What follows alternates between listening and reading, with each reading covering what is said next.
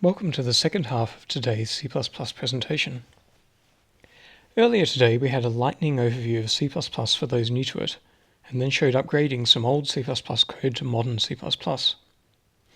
Now we have something very exciting for you, a conversation between Patrick Scheller, moderator of the C++ Google Plus group and a developer and project manager, and Bruneau Babet, one of our compiler engineers. The topics are not so much specific C++ features, but rather C++ history, compiler internals, using and extending Clang, mixing C++ with other languages, and other things that will interest you if you're curious about compiler and IDE internals, or just getting a glimpse into the normally hidden world of compiler development. Thank you to Pat and Bruno for being here. I'm a software developer and project manager, and I started to work in computers as a systems operator almost 30 years ago. Pretty long time. I've seen a lot, I've done a lot, and ended up with software engineering, which I really loved. And actually, C++ was my first love. So it was hard to enter because everybody said, oh, you should go for Microsoft Access or Visual Basic. And I said, no, I want C++. And I will find a job who will train me to C++. I got lucky, and here I am. Almost 15 years of C++, doing applications development mainly. But it's also a very interesting point, and I think that C++ still has a lot of potential here in this area. Well, thanks for the introduction. Bruno. I am Bruno Babet. I go back to Borland. I actually joined Borland in 1989, I believe. That was actually an interesting point. Borland was about to release version 3 of Torgo C, and they basically put a halt and released Torgo C++ instead. And in 1992, I joined the development team. I worked on Object Windows. And slowly, once you work on the runtime, you start working on the tools next. And from the tools, eventually I went to work on CBuilder, ActiveX initially, and SOAP later, and then more recently I've been working on the compiler. I worked on BCC32 for a while, and then we've switched to Clang. I worked with my colleagues here to implement what we refer to as the Borland extensions in Clang. And that's still what I do today. Fantastic, thank you. So the Borland extensions are probably sort of unusual. I mean, even the fact that we use Clang on Windows is... So Pat, I think you were asking me about that earlier. Yes, I think I have two questions for the beginning to Bruno. One is how did you came about deciding to use Clang? And otherwise also, since you're such a veteran at this company, how do you see the development of C++ from the compiler side over the last 20 years? As far as the compiler development, I mean, it's changed drastically. It used to be a very, very niche market, and there were several compilers, a lot of them. And all with lots of proprietary extensions. And GCC used to be in a class of its own, meaning it was the only open source compiler out there. Over the years, we have looked at other options. Basically, the language evolved in such a way that our compiler, what we refer to as the classic compiler, could not keep up. It was just, I mean, there's lots of stories about that. Why? It's basically because we did lots of changes to a C compiler to accommodate C++, and it wasn't really built for C++. With the advent of, okay, I should go along the way, we tried EDG also, and we even released a beta product that was based on EDG, but that effort was cut short. And with the advent of Clang, I think things have changed so much. I mean, Clang has very, very much brought compilers, basically taken the mystique and what was very, very difficult before. Clang has made it very accessible. I mean, And so that was a decision. We had heard of Clang very early on, and we kept looking at it along the way. And there was one member of the team here, Barry, who had suggested that we even look at LLVM for code generation. Somewhere along the way, someone looked at Clang, I think it was version 2.9, and said, oh, this is looking like the time at which we would want to jump in. And I believe we went to one of the conferences. I don't remember which one. Maybe it was with the release of 3.0. And the team agreed that that was really the option that we should investigate. And that's, we went along and moved our extensions over there. I don't know if I answered all your questions, but the way I view the evolution, I have not always been a compiler person. I was mostly doing runtime, but the way I view the evolution is it's so much easier nowadays to do things that a compiler can do very well than it was, let's say, in the 90s.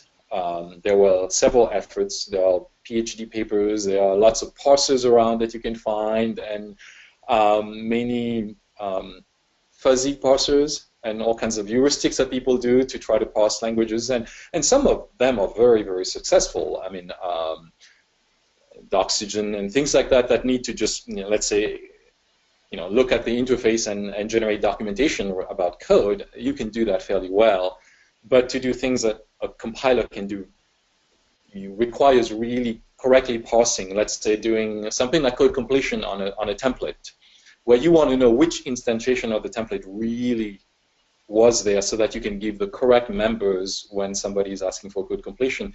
That you really need a compiler. And I think Clang did a wonderful job in bringing compiler technology to the rest of the world. So.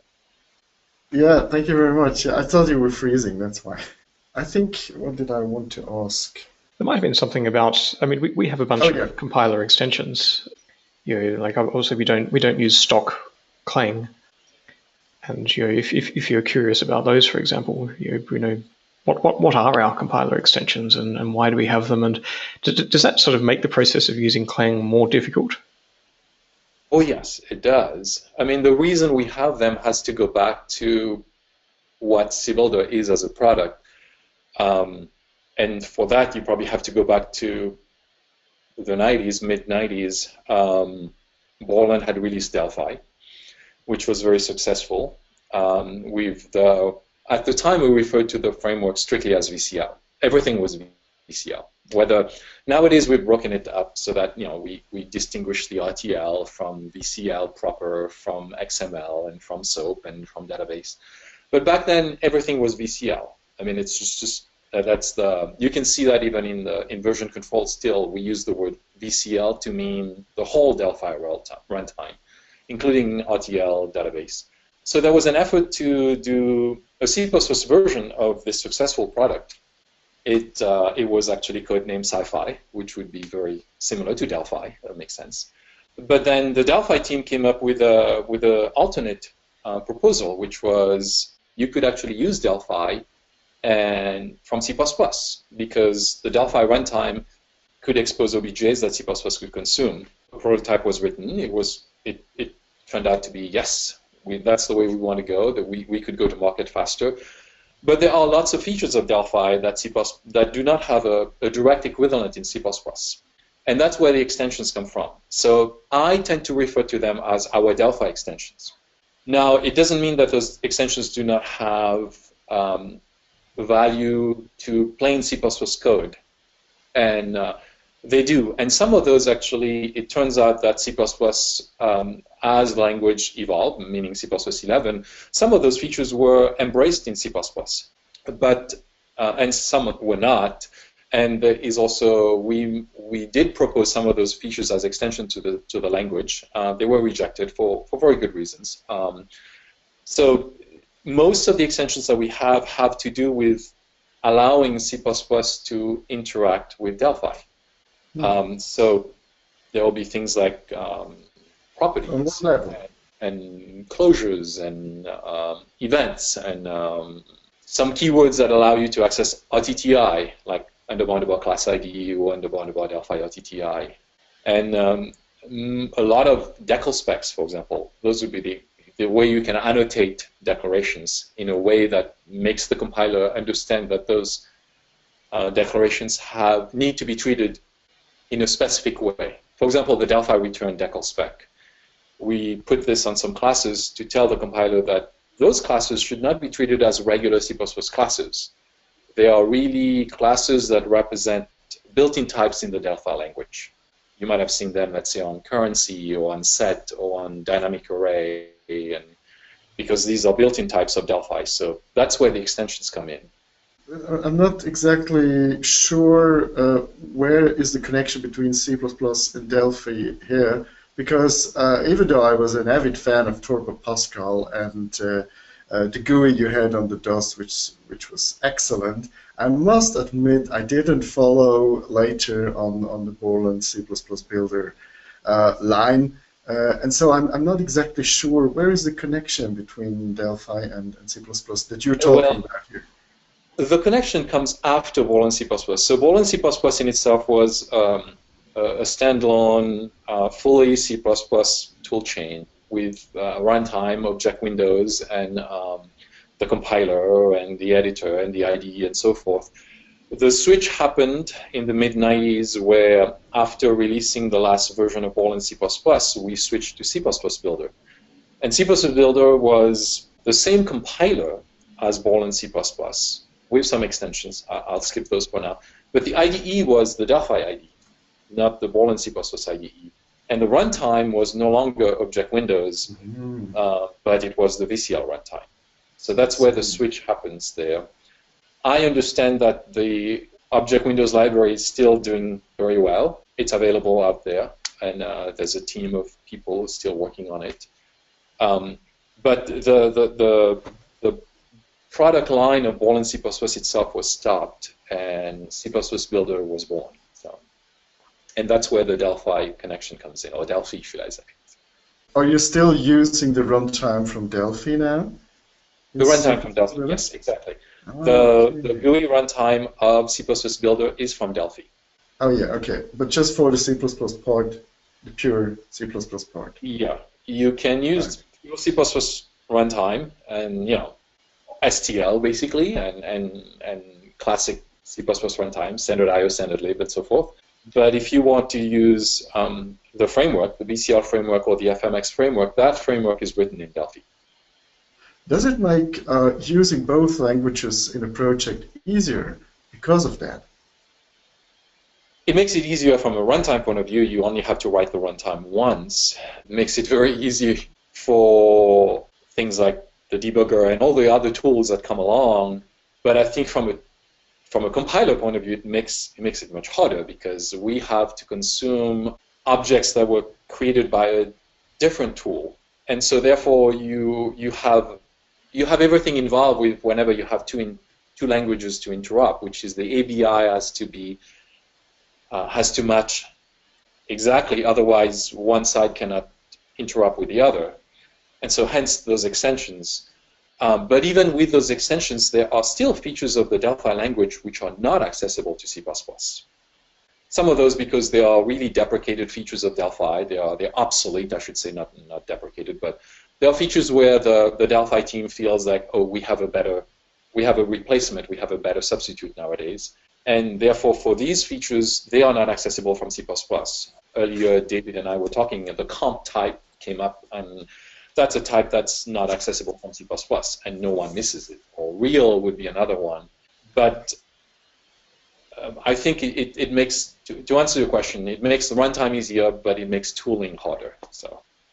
Was your question, Patrick, to do with, like, from a developer perspective, like using the two languages making developing apps easier, or was it about the Yeah, runtime? because it can happen, you know, very often in real life that you just have to develop something which was partly already written in one code by one team, and then the other team should just add something or make a connection. And then, yeah, the question is, will we rewrite everything, or can we just combine it somehow? And if there is some synergy for the developer, then that's great, right? I think that's definitely a plus, actually. I mean, you and I actually were talking before this this chat session was recorded about using different languages for different purposes.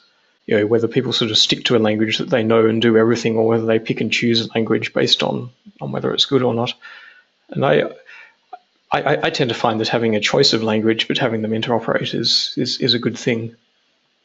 I mean, the VCL and FMX, for example, which are, I suppose, nowadays we just call them the UE frameworks, are written in Delphi, and Delphi is very good for writing that kind of thing. But C++ is really good for other stuff as well. It's very nice to be able to combine the two.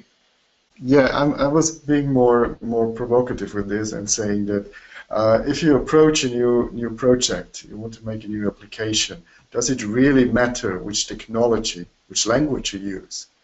Does it matter? And if so, why?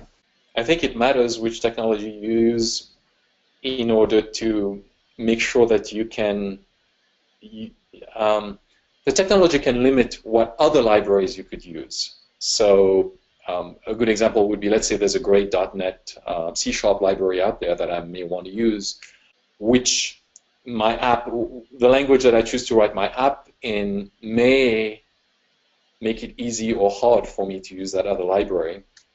But and also the tooling. I mean, there's a lot of tooling that rotates around a particular ecosystem or a particular language, and therefore the tooling that you use is greatly influenced by the language that you start with.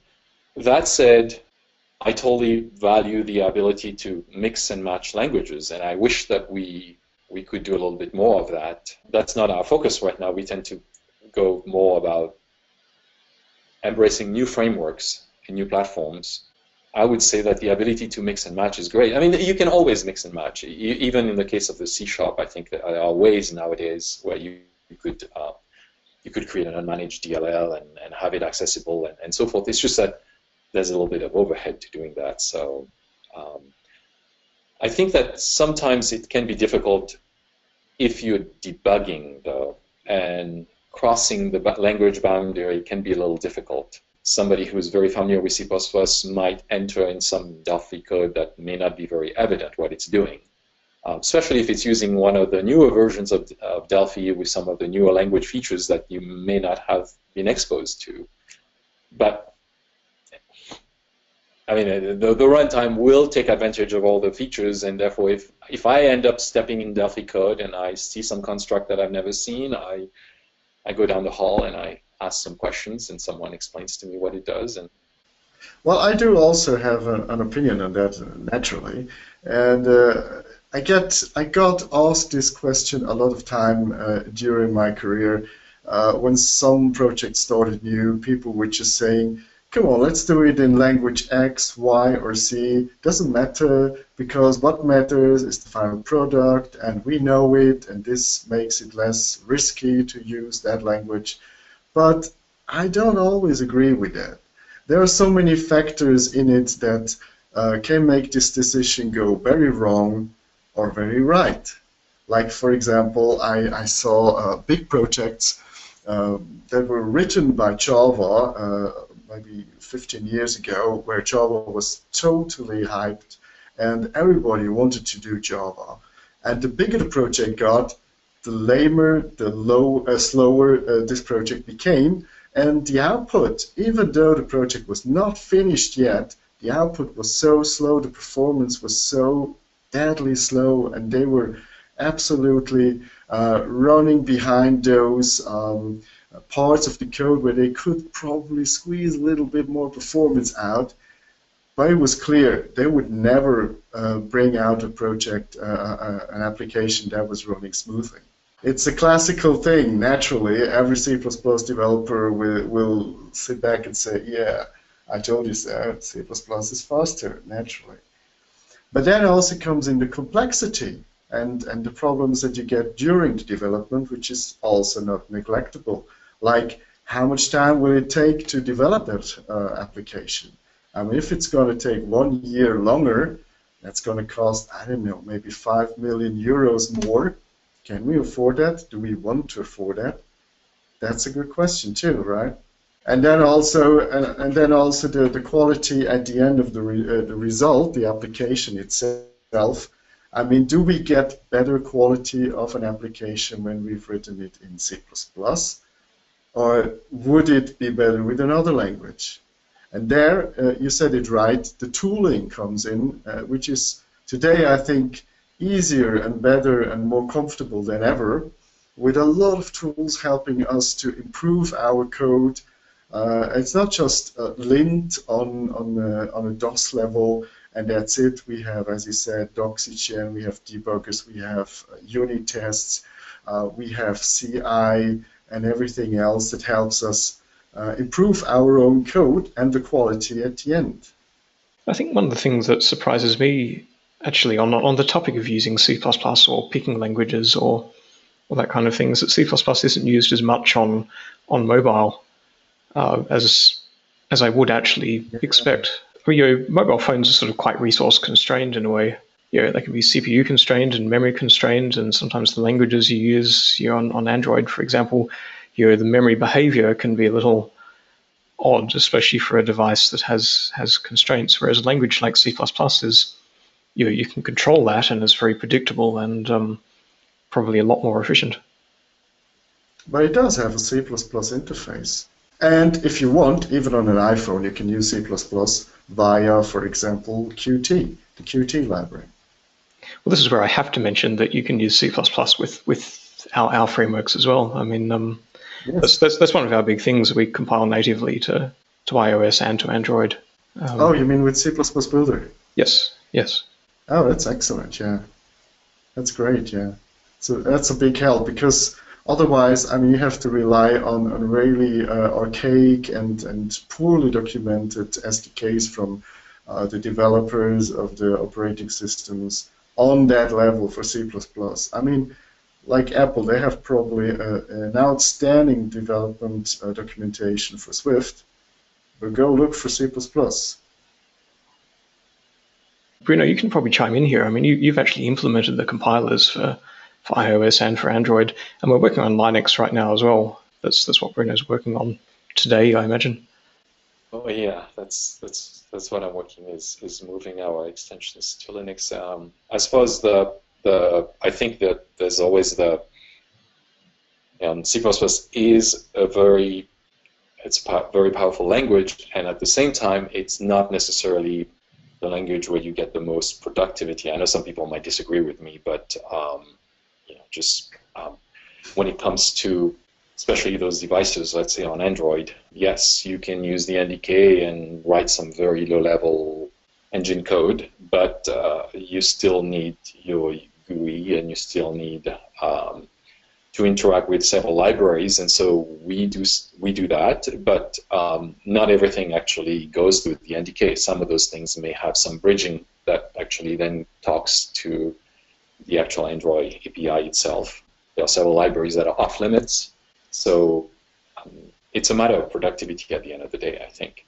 As much as I love C++, I don't see it as the optimal language in all situations, and I know that some people disagree with that approach and or that viewpoint. And but since we brought up iOS and Android, those are classic platforms where you want some C++, but you don't want only C++. Yeah, I think I agree with that. And mainly, not because C++ couldn't be used, but mainly because it's just more convenient to use the native platforms, tools and language parts.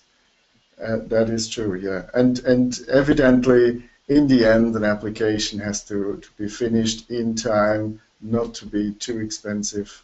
But you mentioned the cross-language barriers, like with Java, with Delphi, with other languages. This is very popular today.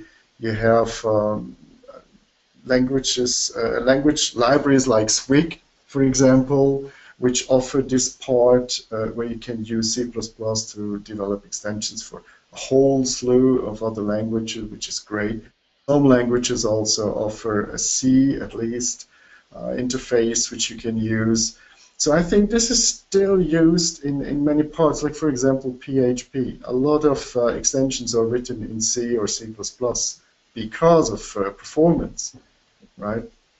I am not very familiar with interfacing with PHP, and but I understand the concept. I have interfaced with some Python.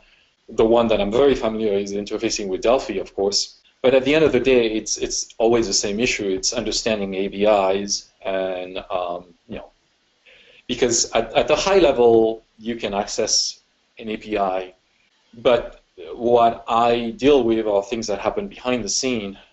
Will this side push the parameter using the right register? Will the other side receive it in the same way? Will they clean the stack properly? Will they understand it? It's basically calling conventions and ABIs, and so each platform has different ABIs and different calling conventions. And when I'm interacting with Delphi, that's even more relevant because both compilers are developed in-house. The person who does the Delphi compiler and the person who does the C++ compiler are both here. And therefore, we have to understand each other about how we're going to handle, especially Delphi types. Types that are prevalent on the OS. Let's say we are on Linux, for example, or on iOS or on OS X. The OS defines a set of core types and defines the ABI for those. But then Delphi brings in some new types, some new data types that are not represented on these OS. Delphi will bring in strings or currency or sets, and there that's the bulk of not the bulk, but a lot of what I have to do is to make sure that C++ can interact or interrupt with Delphi code at that level. But I have studied Swig to better understand how it generates bindings. We had to do something similar for iOS not too long ago, several revisions back, but not too long ago in terms of, I don't know, 2 or 3 years. We were looking at the bridge. Apple had an iOS bridge at the time, and we were looking at how we would interact with the iOS runtime from Delphi. And so it's solving the same kind of problem, whether you use a separate tool to generate a binding, whether you built it into the language. Some languages have build extensions in the compiler itself, that the compiler understands, that allows you to interact with another language, or whether you use some intermediate library. They are just different solutions to the same problem, which is interoperability between languages. So it's an area that I enjoy working with a lot. Because it solves a problem that the end user doesn't have to think about that. At the end of the day, you want the end user to say, there's this library here, and there's my code here, and I want to be able to use them. And building the glue between the two to make this seamless is one of the pleasures of my job. So. Yeah, I think that is what professional commercial IDEs and compiler vendors should offer. I mean, but convenience and time-saving features are what we are seeking for, naturally. This is why some people then think, okay, C++ Builder has this or that feature which makes my work much easier. I'll choose that one. But can I ask something? I heard from David that you were working very early on with Clang already, when probably no one else was really using Clang, and you also used it on Windows, right? Yes. Many years ago, when Clang itself was not ready to be used on the Windows. Yeah, Clang but it still is just limited today, right? Yes. That was I mean, Windows is the main platform where our tool runs. We may target other platforms, but we run on Windows. We looked at Clang in version 3.0, and there were no Windows version of Clang at that point. But we were also very aware of the problem that we were trying to solve, which is replace our compiler. The compiler is just one part of the big tool chain. You need to answer lots of questions, which is what's the object format that you're going to use, what's the debug format that you're going to use, and then what linker will you use, where will you get your library. It's always fun to say, okay, I can just build hello world. You know, you type your little hello world, you run the compiler, and out comes out an executable that you can run. But there is And a you have to lot. interact with the OS, right? Yeah, there's a lot that Which is a big part.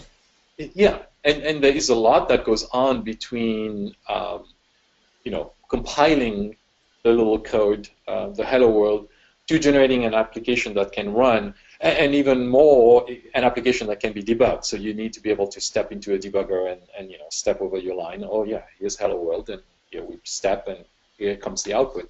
And so we did have our own toolchain to begin with. We had our own linker, we had the object format that we were using, we had our librarian, we had our debugger. So it made it very clear about what we were targeting, what part Clang would come in and play for us. And we probably spent most of our time working on the object output, the format, and exception handling also. Exception handling is very key, and that usually goes very, very low level to different.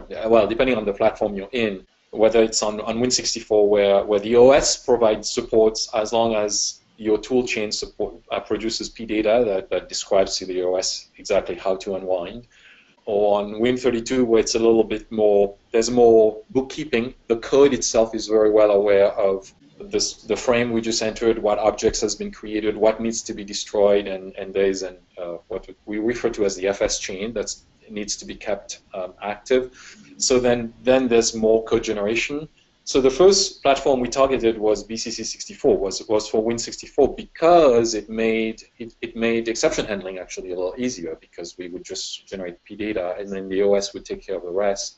The tooling, the librarian, and the linker were things that we had been working on anyway, and so, but there was still work required there. So when we say that we had Clang on Windows, that's one small part. I mean, it's not small. I don't want to belittle it. It is significant, but at the end of the day, what you get is some object files, and whether the object files has enough debug information that your debugger can run with, whether you have a linker that can link that, and whether you have a runtime that can come and complement the object file to produce an executable that can run on that OS.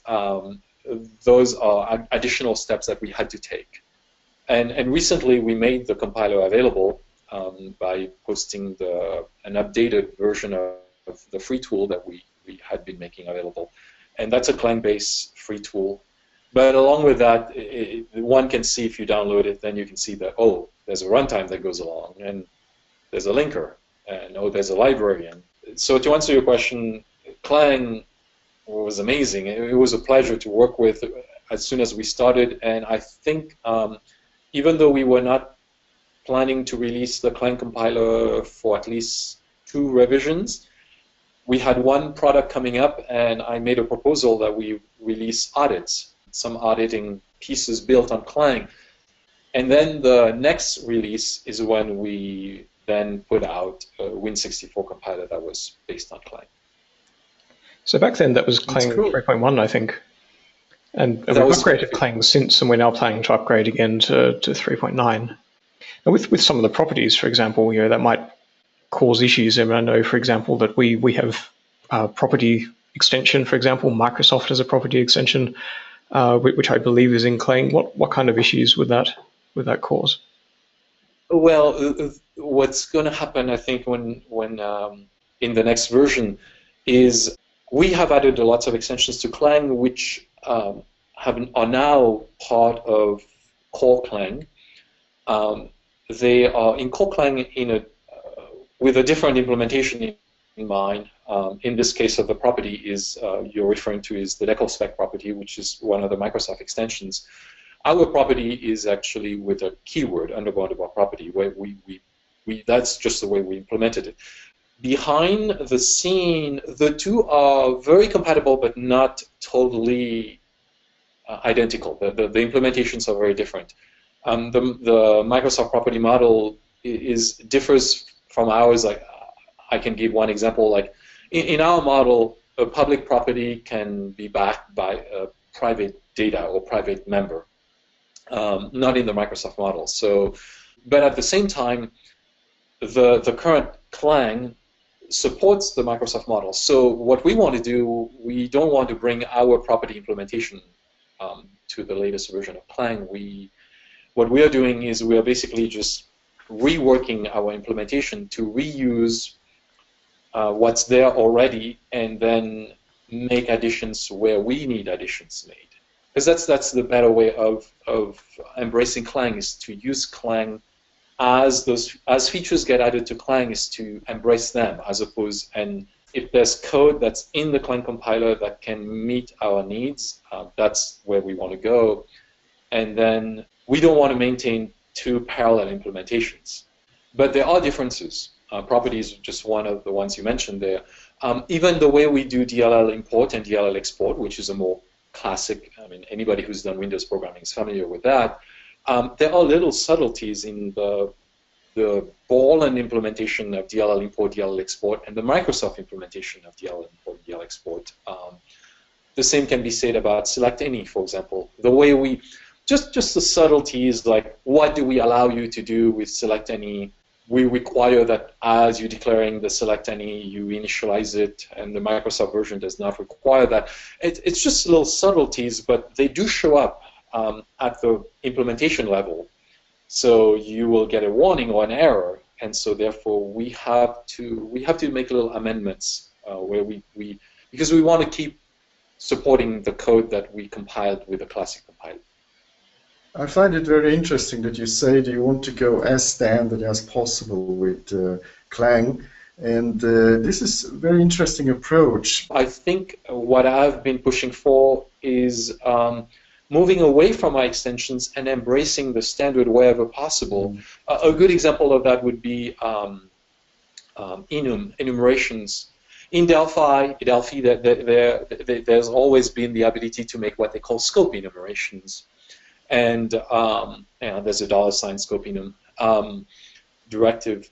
And C++ did not have an equivalent for that. So it caused conflicts because a Delphi runtime developer could write code that would cause problems to C++ users.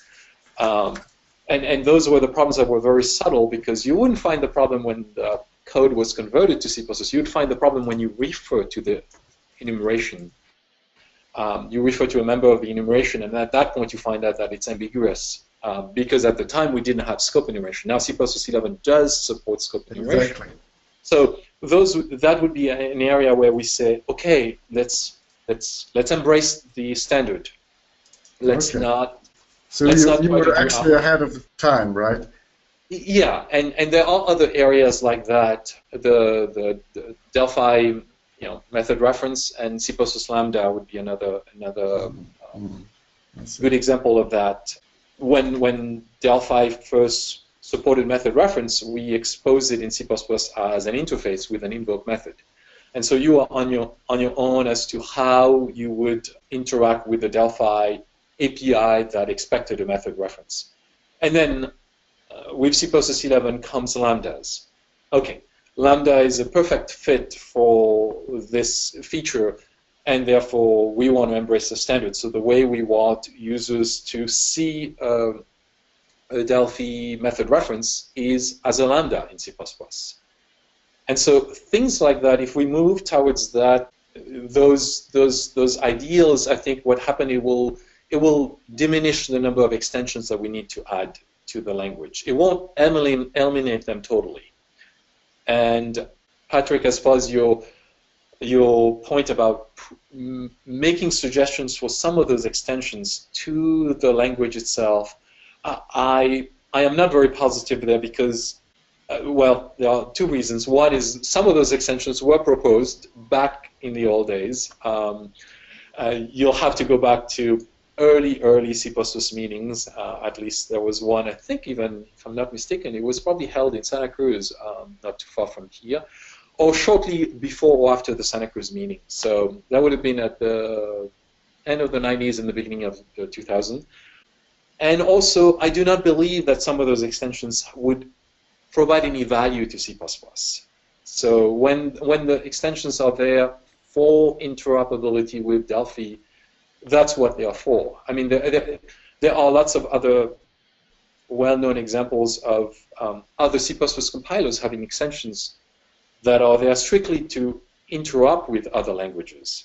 And so those extensions don't really belong in the C++ language itself. I understand. I wasn't only saying it's all about extensions. I mean, just in general, you're having C++ Builder, a complete product using Clang, and naturally there could come up some ideas where you say this would be nice in C++.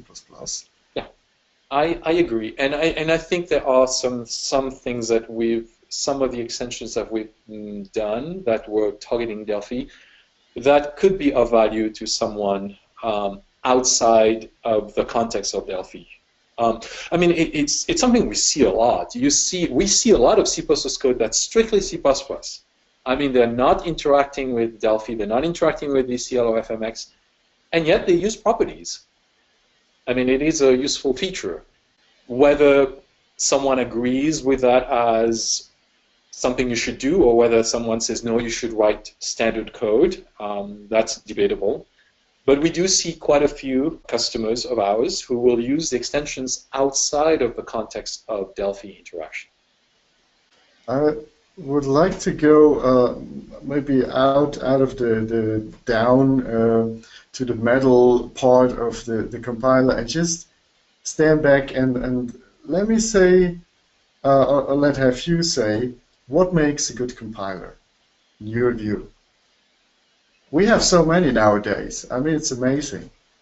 Well, we do have many, but at the same time also, I mean, I've seen it dwindle. I think there are many Wizard C, Digital, Watcom. I mean, I could, back in the days, there were so many other compilers. Yeah. I think what makes a good compiler nowadays is one that can keep up with the standard. That's and Clang and GCC and Visual Studio also are great examples of that. I mean, you can see that that's key nowadays. And EDG, I should let out EDG. But also performance. I mean, users are very. I mean, everybody is aware of the fact that if your compiler runs fast, you're more productive.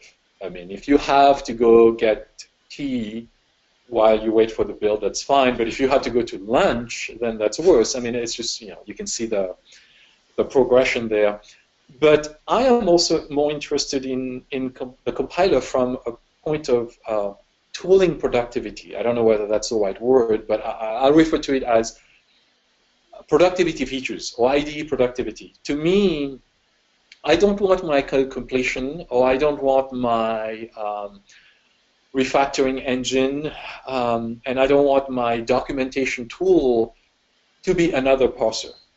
I want the same compiler that compiles my code to be the one that generates my documentation, that does my code completion, and that helps me do refactoring, let's say. I'm just picking a few things that are part of what we consider productivity features. And you're saying that because many are using Clang as an IDE helper, actually, to parse C++ code, right? I think, I mean, Clang like is... CodeLine, for example. Oh, yeah, and Clang has a library, libclang, that's totally focused on that aspect of programming, which is not just I need to compile your code, but I need to provide tooling. And I think the tooling, and C++ has a long way to go as far as tooling is concerned, especially if you spend some time doing, let's say, C# or, I mean, other languages. And I think that a compiler that provides tooling ability is a great compiler. And I guess I'm singing the praises of Clang there, but I see it as more than just a great compiler. I see it as a compiler that has the ability to enable tooling for C++ at a level that we haven't seen yet. So to me, that's a great compiler. You said to step away from the metal and the code, but I'm somebody who writes code against the compiler, so I will open the cover and look underneath. And a great compiler is one that you can easily extend. I mean, you can easily customize, you can easily extend, you can easily understand. I have to say, there is something that I do dislike about Torgo C++. Yeah. I have to admit. You know what? No, it's still used in universities today, and taught today to new students. Like, for example, in the regions in Asia, like Pakistan and India, those poor students do have to learn Turbo C++ on the DOS still, because it's free, because it's available. So Well, that's a downside. I mean, it's so popular now, and you're a victim of it. I mean, we've talked about initiatives to make sure that people move, and we've made an updated version of the compiler available that supports C++ 11 runtime. I think ultimately it's partly us. We, as a company, we have to make it a value proposition that it will be easy and there's value, but also I imagine that people who are studying under Turbo C, I think they should understand that they're not setting themselves up to be in the best position to join the workforce, or whether it's a hobby or a professional position that they want later. I don't know. I mean, it's great to learn. I think it's great. I would encourage anybody to learn, and if you're learning with Turbo C++, but definitely I would encourage students to reach out and make it known to their professors or to their the university, the institution, that they want to use the most up-to-date tools, and they want to be, stay up-to-date with technology at least. David, I mean, I don't know if you have other ideas. No, I think that was a good answer. I mean, one of the reasons that we actually released an updated free compiler recently was because so many people use the very old free compiler from that's what, 15 years old or something. The C++ it supported was 15 years old.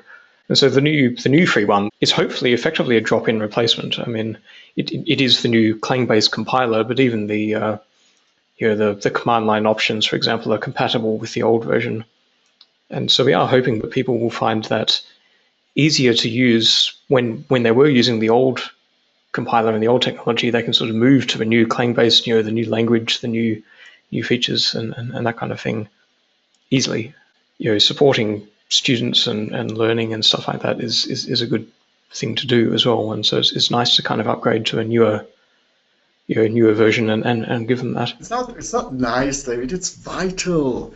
In my communities, we do have a lot of those students posting C++ code from the 90s today. David, why don't you let us give some insight into the roadmap of C++ Builder? Sure. Well, we actually just released a roadmap a couple of days ago. I don't know if you're asking the question because you saw that or if it's pure coincidence, but we did. Actually, before I answer that, like on the topic of picking things that we support and picking features, there are a lot of ideas and a lot of things that you can do, and choosing that is sort of a combination of where we already are and what our users do, and what we think will be useful for them in future as well. So the route that we're sort of going at the moment is practical use. When you get down to it, the tool has to be very useful for a lot of people, and so that's one reason why we've been focusing on cross-platform a lot, for example, because people, it's very useful for people to be able to take their code and use it on other platforms, write an iOS and Android app and not have to worry about redoing the UI in two different layers and two different tools and that kind of thing. And so choosing something like that, I think ultimately comes down to what is the most valuable, what in practical use day to day when you're actually writing code, when you're dealing with an app, what's the most valuable thing. But the reason I mention that is because putting my PM hat on here, we are always interested, and speaking to the people who are going to be listening to this chat, we are always interested in feedback. So I want to invite you to give feedback in what's useful and what you want to do. Well, I think one of the main things is that, as you know, we use Clang-based compilers, and so we're not lagging. We're not quite up to the current version of Clang at the moment. Our compilers are currently based on Clang 3.3. We've backported a bunch of fixes and that kind of thing. But what we really want to do is to be up to date with the current version of Clang. And so we have all our platforms, all using the latest version of Clang with our extensions, and all sort of moving forward at the current pace. So that's the big roadmap item actually is to do that. And there are other things as well, like adding we're sort of releasing Linux, I don't know, soon in a few months, I suppose, and things like that as well. That's the biggest roadmap item. The other items on it are things that sort of probably more interesting for people who already use our tools, features they've asked for and things like that. And if we can maybe talk about C++ a little bit, since you said you will update to the new version of Clang, this will also mean you'll have a higher compatibility with the newer versions of the standard. Yes, and that's a big goal, of course. I mean, yeah. As of now, you have C++ support, C++11 support, right? That's right. Yeah. And obviously we want to support newer C++ than that. C++ 11 was the big one. That's the useful, important one to support, I think. This was a game changer. C++ 11. Oh yeah, definitely. I mean, it had been a long time. It had been 5 years or 10 years, depending on how you want to look at it. Even more, from 98 to 2003. It was for us, especially for the interrupt that we do with Delphi. It was very interesting as we were looking at the various features being added and how they would jive with the framework and the runtime and the tooling that we do. So yeah, I'd say even it was a vital shot to the community as such.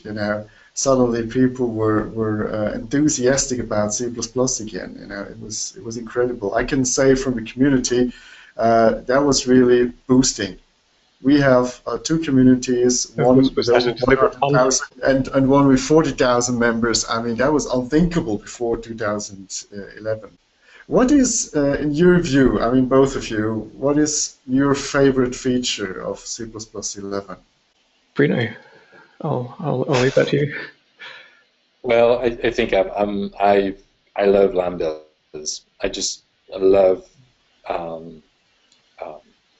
just the flexibility that they offer. Everything that I've always wanted to do with it. Just, I mean, if you spent your life writing a bunch of callbacks, and you have to work in a compiler actually to see some of that. I mean, there's lots and lots and lots of callbacks. I mean, the ability to use STL and combine that with Lambda and is clearly my favorite feature. I mean, some of my colleagues may say things like R-value reference. For example, if I were to pick one item, I would pick Lambda.